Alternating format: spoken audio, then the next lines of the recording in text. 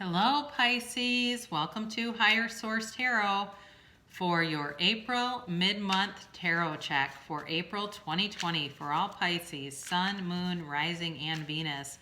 I hope you're all staying well, and I want to thank all of you who have subscribed and been watching and liked my videos and shared them and commented. I so appreciate you. If you're new to my channel, I'd love to have you as a subscriber. If you hit the bell, you'll be notified when new videos are posted, which is about every week. So last week I did a pandemic video reading because people asked me to. They asked for a reading on it, so I did it, and the cards do not lie. Very interesting reading there. Next week I'll be coming back in with a seasonal tarot check for the months of May, June, July, and August. So get ready for that, Pisces, if you're wondering what's coming in the next quarter. So here we go for all Pisces. Sun, Moon, Rising, and Venus for Pisces, April, mid-month 2020. All right, your current position is the King of Wands, and the immediate influence is the Eight of Wands. Your destiny is the Page of Swords. In the more distant past, you have the Four of Wands. The more recent past, the Five of Swords. Coming towards you, you got the Magician. You're represented by the Ace of Cups. They're represented by the Star. And your fears in this are the Eight of Wands, and then the outcome is the Chariot. The bottom, though, you got the Two of Cups. Boy, this is tough to not read as a love reading. Whoa, is it powerful? You have three major arcana that are all about goal attainment, success, moving forward. I mean, it's abundance here. Awesome reading. You have Cancer here, you have Aquarius, you have water, you have fire, you have air. So some of you certainly could be an Aquarius or another water sign, but I think it also could be a fire sign or somebody who has fire heavily in their chart. So your immediate position here is, your current position is the King of Wands, and the influences are the Eight of Wands. There's communication coming in. Some of you, there may be some restructuring at work, and I do feel like you're going to be moving forward with it when the restructuring happens. There's been some uncertainty. I don't feel like you're going to be out of a job or anything like that, Pisces, if you've been concerned about that. But for those of you that were in a very serious relationship, this was not a ghosting on Tinder. This was like you were in a commitment. And it, I mean, I'm talking like either marriage or living together for a long time, or even an engagement, like something of that level. That ended, but that hasn't ended. The love is still there. And with this King of Wands, this person, I feel like whoever you have gone, you know, if it's a fire sign for sure, they have done a lot of improving. They've done a lot of focus on their financial arena, possibly started a business or something like that, where they've done things that you didn't realize they were capable of. You know, and a fire sign is somebody who's an action taker. It's like they pivoted, and they may have seemed like they didn't care about you. It may have seemed like they just went on their own way and never thought about you again, but they have definitely been thinking about you. I think that they have been doing a lot of checking up on you, and maybe vice versa too.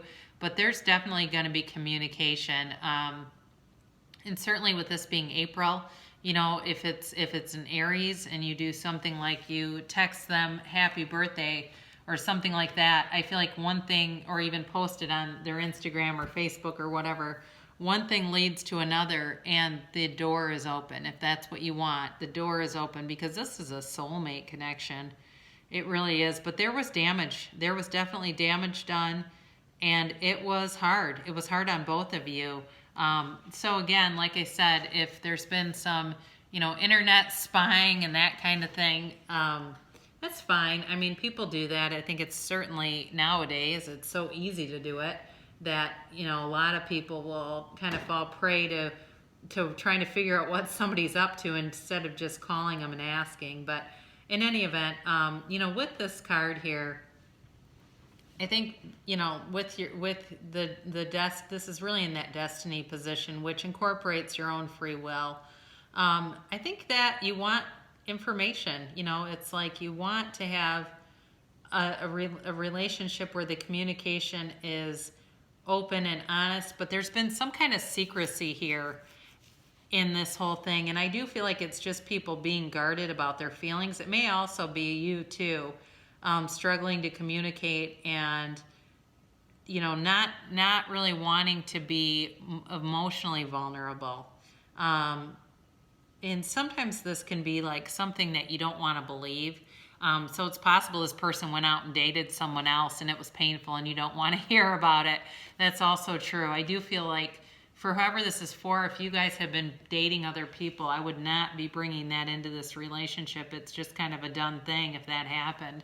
But again, in the more distant past, it's the 1111 card. This is about matrimony. It's about a union between people, certainly a marriage. And there was a foundation here. Again, I feel like it was a wedding or something like that.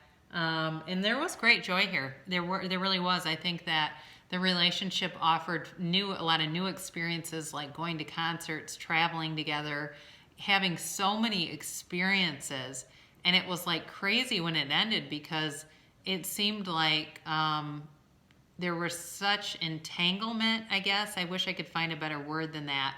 But you were such a union that to break that up, it was shocking to people, but there was definitely a change and there was a huge conflict. It was a big falling out. This was not just, hey, we're not right for each other. It wasn't like that at all. I do think there were other people involved. I think there were people who were jealous, who were egotistical, who were narcissistic, and they wanted to architect this for some strange reason, their own sick reasons.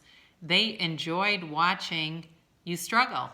I hate to tell you that because I know you don't like it, but they did. They have enjoyed watching your suffering. And if you're that person and you know what I'm talking about, I'd lose them. I would not keep these people around you because they will continue to do that in your life, okay? They will continue to, and when things don't go in the way that maybe they encouraged you or told you they would, they will be the first people to blame you. And I'm telling you. So the conflict in this relationship needs to be over because somebody's trying to manifest it again. Whether that's you or that's the other person. This is a huge law of attraction card. And for some of you that are like, I don't want to attract them back. Well, they want you then because somebody's doing it. This is, again, a card about communication too. So very heavily you're going to be getting communication, no doubt about that. It's got all the elements. I do think that the relationship had all the right elements, and it was ego that got in the way. It was a disconnection with source. The problem wasn't between you and them. The problem was between you and you. There was a source energy disconnection. And I do think that both of you got very busy, and that got in the way. It was like you were human doings instead of human beings. And you just lost connection with why you're really here. And when it ended, it was huge. So again, coming towards you, if this is what you want, you can definitely have it. You're represented here by the Ace of Cups, and this is a big cup of love. This is never ending. It's new love, it's new passion, but I do feel like it's new love and passion for someone in your past. It's unconditional though this time. This time, the immature elements that were in that relationship will be vanquished. There will be a higher level of love than you've ever known. It is complete abundance, emotional satisfaction. I don't know, I haven't had this in any of the other readings, but I've had some of the, exes coming back because they're bored due to the pandemic. That's not like this. This is like, you know what? That needs to happen. That is my life path. That is my partner in this life path. And they've been working on themselves. This is all about wish fulfillment. And again, with we've got, talk about wish fulfillment together with these two. They've been working on themselves. I think that they have physically been taking very good care of themselves. So maybe they've done something like CrossFit or some kind of a personal trainer, and they're looking good. I mean, they are in shape, they are physically fit, they are spiritually fit, they are mentally fit and emotionally fit. And there's a difference here. You both have changed. You have both changed for the better, grown up, shown up, suited up, and here you go. The main issue is overthinking. This is the thing that will get you, especially for a Pisces, because you're prone to that anyway. This Eight of Swords, is like being trapped by your own conditions. And so if you're beating yourself up and kind of going, well, what will people think? Don't worry about them. It's not their life.